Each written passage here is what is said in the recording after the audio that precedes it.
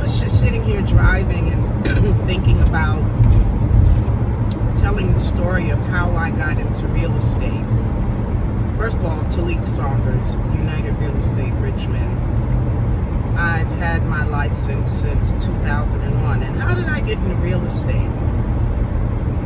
For those who are thinking about getting into real estate, I'm going to give you some tea. I had 2 kids at the time. I mean, I still do, but they were young. And my sister was buying a house, and she invited me to go with her to look at houses, which I always loved to do. And I always loved looking at houses. And her agent, Hartwell Freeman, shout out to Hartwell, he noticed that I liked, looking at houses. And he said, why don't you get your real estate license? And I thought to myself, I never thought about that. But since I like looking at houses, I might as well try to make some money looking at houses. So I did it. And, I studied. I took a 3-week classroom course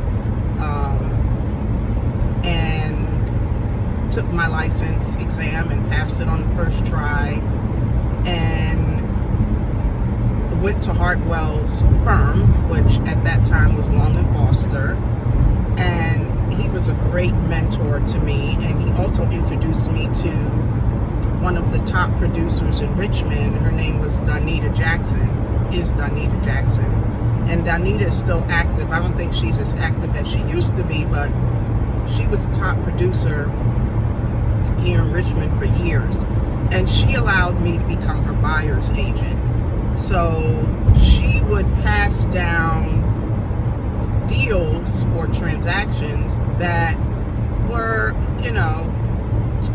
she thought that I could handle, and they were the smaller ones in terms of price, and she would pass those down to me and allow me to work those deals, and of course guide me through the deals if I had any questions or issues and of that sort. So I worked for her for 2 years while also trying to get my own deals. Now, not being originally from Richmond, I did not have what they call the sphere of influence, meaning, your church family. I didn't go to elementary school here. I didn't go to middle school. I didn't go to high school. And so I really had to start from scratch in terms of building my sphere of influence and getting clients. And I'm going to tell you this, I did not get my first deal for 2 years after, getting my license. And mind you, you still have to pay all of the fees associated with being a realtor. It's not free. You have to,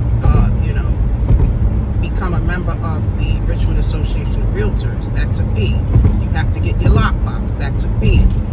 And there are other fees associated. And then you have to do your marketing, and all of this stuff costs money. And if you're not making money, how do you fund that? Well, luckily I had a full-time job, so that's how I funded my real estate business at that time. And actually that's how I still fund it, but I'm doing a lot better in terms of closing my own deals and having my own referrals. I get most of my deals now come from referrals because I've been in the business so long. But a lot of people give up. A lot of people gave up when those deals weren't just coming through right after they got their license.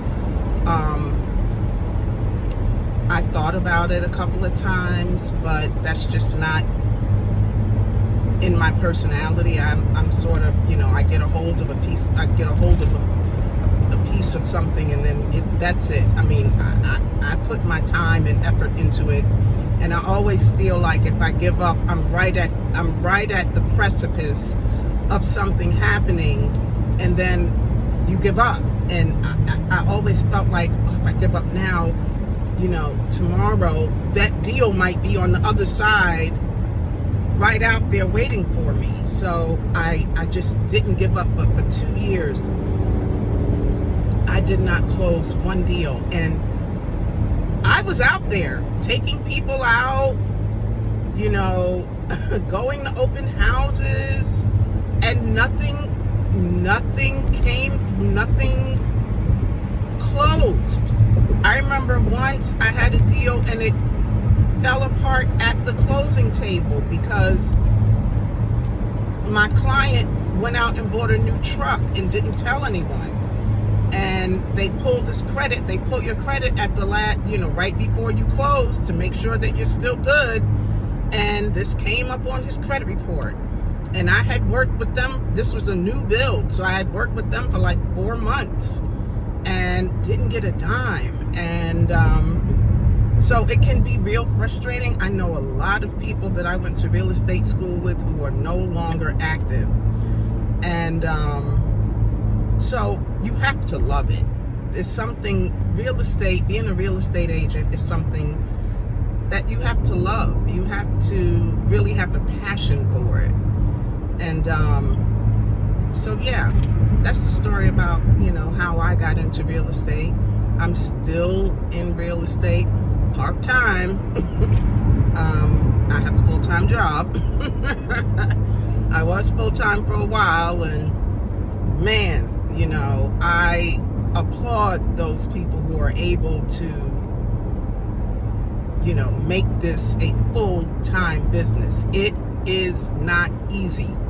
It is a hustle. It's a constant hustle, 24/7, no days off.